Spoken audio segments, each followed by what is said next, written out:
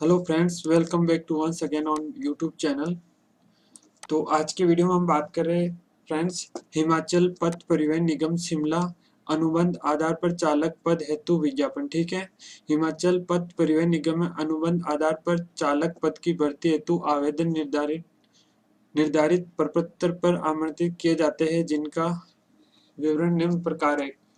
तो फ्रेंड्स, ये एक हिमाचल प्रदेश के अंदर रोडवेज चालक या प्राइवेट चालक, जो भी रोडवेज के अंतर्गत जो भी बसें आती हैं, उनके लिए चालकों की भर्ती इन्होंने अस्थायी रूप से निकाली है। यानी कि ये अभी स्थायी रूप से वाली भर्ती नहीं है। आप देख सकते हो यहाँ पर साफ साफ लिखा हुआ है, चालक अनुबंधन आधार पर अस्थायी नियुक्ति। ठीक है, तो इन्होंने 332 पद निकाले हैं, 332 पदों की इन्होंने वैकेंसी निकाली। ठीक है, ये पूरी नोटिफिकेशन है। वैसे मैं इसकी लिंक नीचे दे दूंगा, आप डाउनलोड करके इसको अच्छे से पढ़ सकते हो और फिर अपने हिसाब से फॉर्म अप्लाई कर सकते हो। फिर भी मैं आपको एक बार शॉर्ट में थोड़ा बहुत बता देता हूँ। ठीक है, इन्होंने मांगा है 10वीं पास हिमाचल प्रदेश सरकार द्वारा मान्यता प्राप्त हिमाचल प्रदेश में अवस्थित किसी स्कूल संस्थान से 10वीं की परीक्षा उत्तीर्ण की हो। ठीक हो, इसके अलावा इन्होंने ये लिखा है कि भारी परिवहन वाहन HTV का वैध लाइसेंस एवं भारी परिवहन वाहन चालक का 3 वर्ष का अनुभव एक्सपीरियंस ड्राइविंग एक्सपीरियंस होना अनिवार्य है। यानी कि आपके पास से हैवी लाइसेंस होना चाहिए ड्राइविंग का, और कम से कम भी वो लाइसेंस आपका 3 साल पुराना। 3 साल पुराने का मतलब ये है कि आपको 3 साल से ज़्यादा का अनुभव चाहिए गाड़ी चलाने के।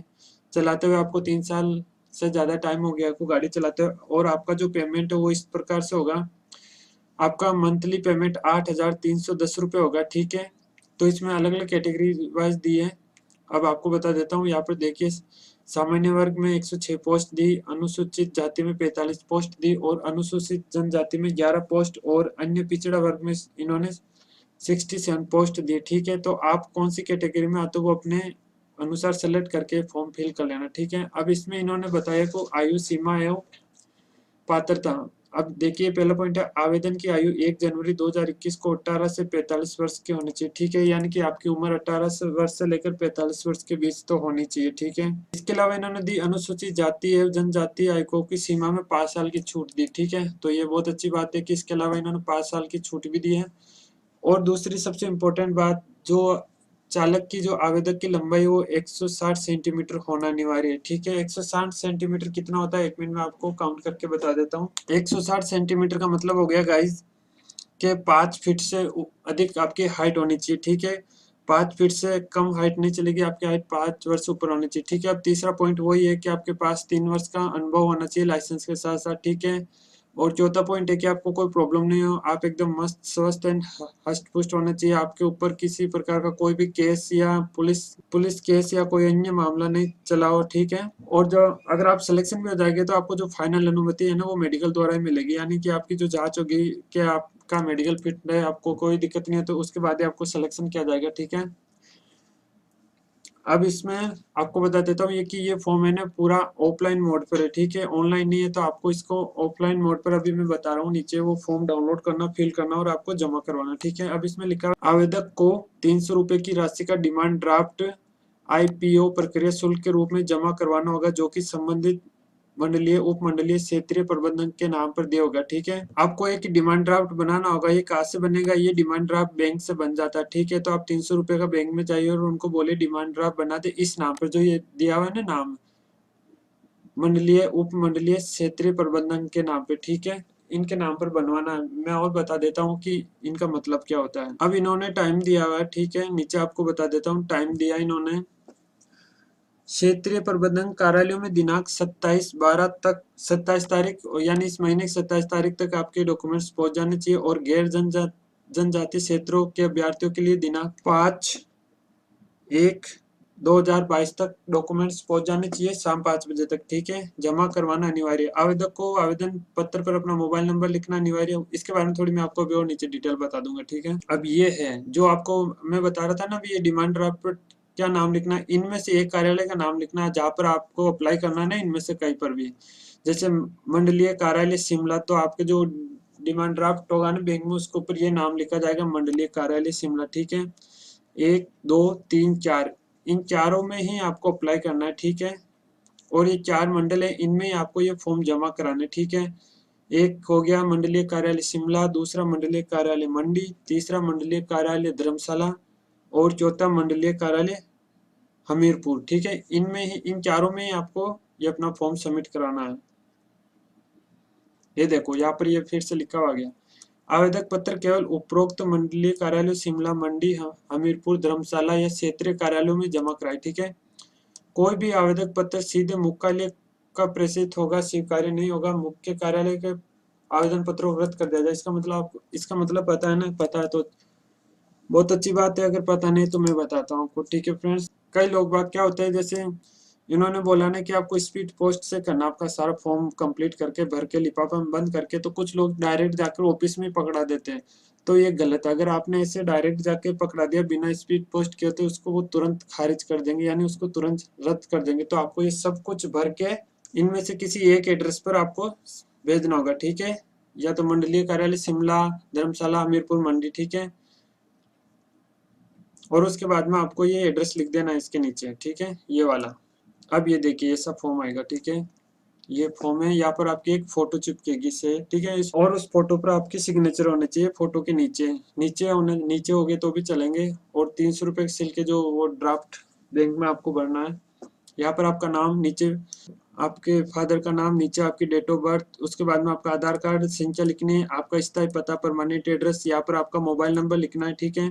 पत्राचार है तो पता ये वो है, अगर आप कोई किराए के घर में रह रहे हो या किसी और जगह रह रहे हो तो उसका एड्रेस, अगर आपका परमानेंट पता है तो इसमें कोई लिखने की जरूरत नहीं है, आप वापस सेम टू सेम वही लिख सकते हो जो ऊपर स्थायी पता लिखा है वही, ठीक है। अब यहाँ पर आपको शैक्षणिक योग्यता 10वीं, तो आपको टिक लगाना है। अगर आप 12वीं क्लास भी हो तो टिक लगाना, आपने बीए कर रखा है तो टिक लगाना, आपने एमए कर रखा है तो टिक लगा देना, ठीक है। इनमें से कैटेगरी, लेकिन कम से कम 10वीं तो होना जरूरी है, ठीक है। उसके बाद में आप कौन सी कैटेगरी में आए तो यहाँ पर आपको नीचे टिक लगाना है। सामान्य है, अनुसूचित जाति, अनुसूचित जनजाति या अन्य पिछड़ा वर्ग, ठीक है। उप श्रेणी में भी कैटेगरी आती है, तो आप बीपीएल में आते हो या किसी और श्रेणी में आते हो तो उसमें आप यहाँ से सेलेक्ट कर लेना, ठीक है। वैसे ज्यादातर लोग सिर्फ ऊपर वाली श्रेणी में आते हैं सब। अब नीचे भारी वाहन हेवी ड्राइविंग लाइसेंस संख्या, यहाँ पर आपको अपने लाइसेंस संख्या लिखनी है, ठीक है। यहाँ पर आपके लाइसेंस की संख्या है, यानी आपके लाइसेंस का जो नंबर है वो लिखना है।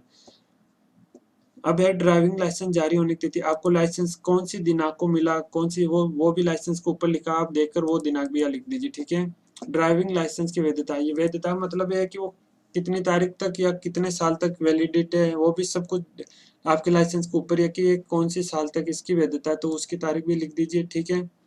लाइसेंस जारी करता, नीचे साइड में एक छोटा सा नाम लिखा रहता है कि ये लाइसेंस कौन से डिपार्टमेंट या कौन से सर के द्वारा जारी किया जाता है। जो भी आपके ऊपर लाइसेंस पे नाम लिखा है ना साइड में, उस सर का या डिपार्टमेंट का नाम, तो वो यहाँ पर आपको वो लिखना है, ठीक है। अब नीचे भारी वाहन चालक अनुभव, ड्राइविंग एक्सपीरियंस, आपको कितने साल का अनुभव हो गया गाड़ी चलाते हुए, वो साल यहाँ पर लिखने हैं, 4 साल, 5 साल, 6 साल, ठीक है, सब कुछ।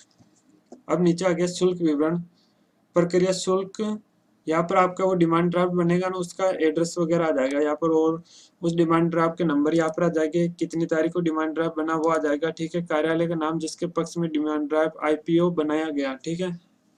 अब यहाँ पर कार्यालय का नाम लिखना है, वो क्या लिखना है, वो ये लिखना है, मैं बताता हूँ आपको कि आपको इसमें से किस जगह में अप्लाई करना उसका नाम आएगा, और ये दोनों नाम डिमांड ड्राफ्ट में भी आएगा और अभी जो नीचे ऑप्शन था वहाँ पर भी आएगा, तो इनमें से आपको सेलेक्ट करना है, ठीक है।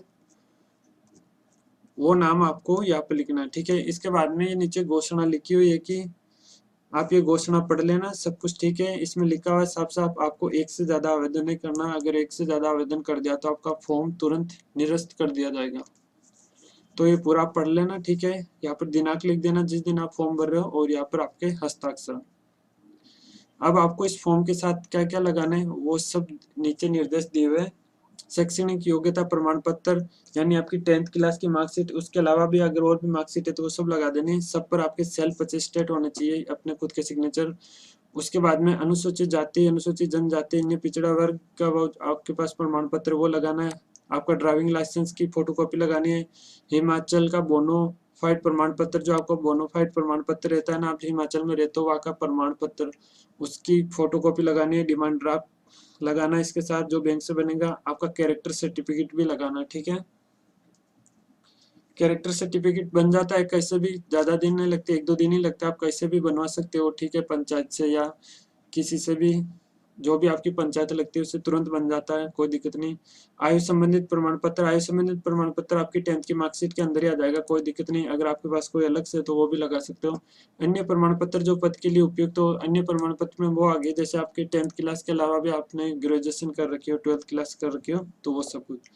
फिर भी अगर आपको इससे रिगार्डिंग कुछ भी पूछना है, कोई प्रॉब्लम हो रही है फॉर्म भरने, तो आप मुझे नीचे कमेंट कीजिए, मैं आपकी जरूर मदद करूंगा। Thank you so much for watching this video. मिलते हैं एक नए वीडियो के साथ, तब तक के लिए स्वस्थ रहेगा, मस्त रहेगा।